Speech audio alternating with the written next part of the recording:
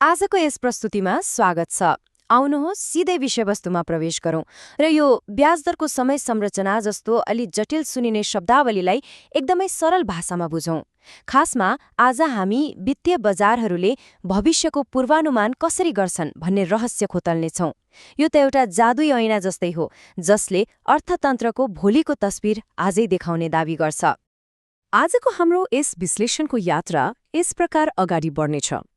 सबैभन्दा पहिले यील्ड कर्भको डिकोडिङ, त्यसपछि यसको आकार र अर्थतन्त्र, अनि ब्याङ्क र वित्तीय मध्यस्थता, तीन प्रमुख यील्ड सिद्धान्तहरू र अन्त्यमा भविष्यको पूर्वानुमान।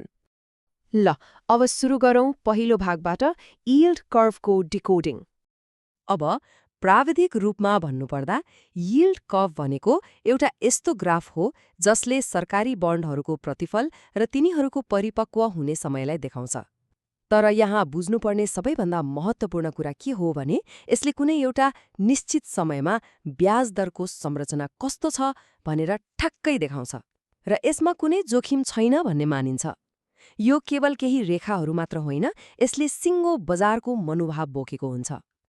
यो साँच्चै रोचक छ। सामान्यतया हामीले देख्ने कर्भ ए जस्तै माथितिर ढल्किएको हुन्छ, तर कहिलेकाहीँ बजारको अवस्था फेरिँदा यो बी जस्तो तलतिर ढल्किएको अर्थात् उल्टो वा सी जस्तो बीचमा उठेको पनि हुन सक्छ। यसले बजारका बिल्कुलै फरक अपेक्षाहरूलाई प्रष्ट पार्छ। र यो आकार किन यसरी बदलिन्छ त?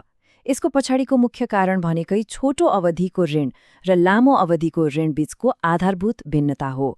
छोटो अवधिको दरहरू एकदमै अस्थिर हुन्छन्, व्यापार बढ्दा छिट्टै माथि पुग्छन्, तर लामो अवधिको ऋण चाहिँ अलि कम तरल र धेरै हदसम्म स्थिर हुन्छ। यही दुई बीचको तनावले नै कर्भलाई तलमाथि गराउँछ। अब लागौँ दोस्रो खण्डतिर, जहाँ हामी यी आकारहरूलाई सिधै समग्र अर्थतन्त्रसँग जोडेर हेर्नेछौँ। यसलाई अझ राम्ररी बुझ्न कर्भको आकारलाई व्यापार चक्रको उतार चढाव सँगै राखेर हेरौँ। जब अर्थतन्त्र तीव्र गतिमा विस्तार हुन्छ, छोटो अवधिको ब्याज दरहरू वात्तै बढ्न थाल्छन्, अनि ठ्याक्कै अर्थतन्त्र उच्च बिन्दुमा पुग्दा यो कर्भ समतल वा उल्टो आकारको बन्न पुग्छ। यो एउटा निकै गजबको गतिशीलता हो। बजार उच्च बिन्दुमा पुग्दा ऋणको माग यति धेरै हुन्छ कि छोटो अवधिको ब्याज दरले लामो अवधिको दरलाई नै उछिन्न पुग्छ।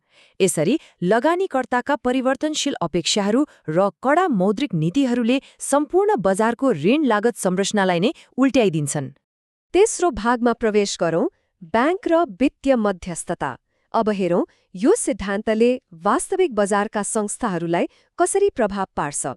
खासमा वाणिज्य ब्याङ्कहरूले गर्ने के हो त?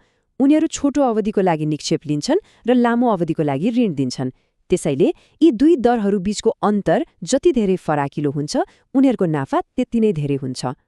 उनीहरूलाई कर्भ सधैँ ठाडो र माथितिर ढल्किएको नै मनपर्छ। तर अब एउटा कठोर वास्तविकतालाई हेरौँ।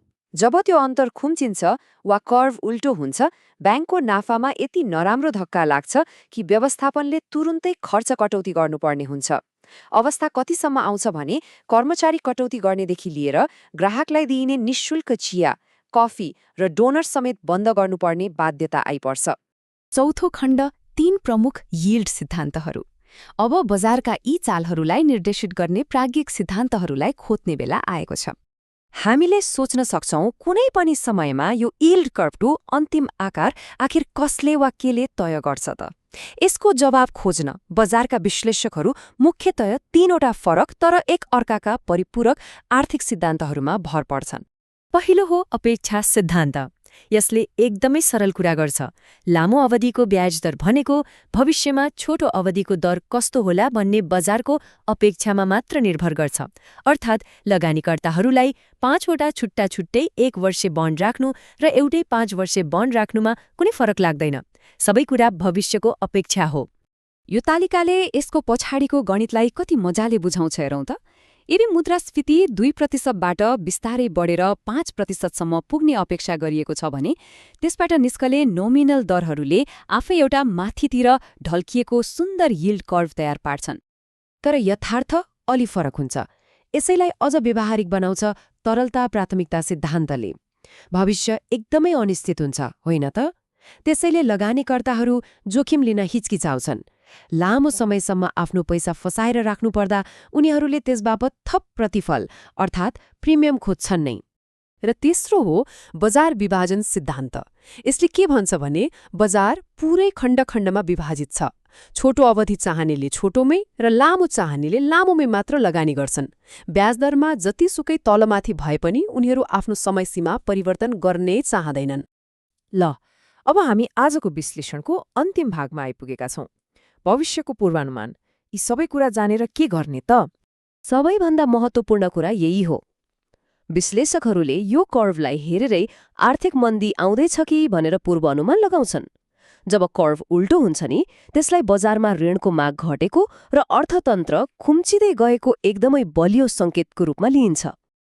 तर आजको यो प्रस्तुति टुङ्ग्याउनु अघि एउटा कुरा नबिर्सौं।